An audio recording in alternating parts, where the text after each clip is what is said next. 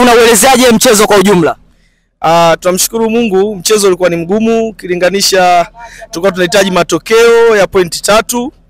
Tunamshukuru Mungu tumeyapata. Mchezo ulikuwa mgumu kwa kuwa tumekutana na Toto, ilikuwa ni timu kongwe, Toto Africa inajulikana, na sisi ilikuwa timu kongwe, kwa ilikuwa ni mechi yenye uzito uliosawa, lakini thanks God tumeenda vizuri na tukapata matokeo. Kuna muda mwingi ulikuwa ukionekana unafanya mawasiliano na golikipa. Nini hasa ulikuwa unampa mawasiliano goli? Kwa sababu tulikuwa tunashambulia sana, kwa hiyo ilibidi goalkeeper yetu acheze sana kwenye highline. Kwa hiyo ndio maana nilikuwa nampush sana acheze kwenye highline na kutusaidia kufanya counter attacks. Mchezo wa leo unaonekana ulikuwa special sana kwako kwa sababu ni siku yako special. Je, una lolote la kuambia mashabiki, wapenzi na viongozi wa Cargo Sports Club? Tunawapenda sana na tunahakikisha tutatimiza malengo ya timu.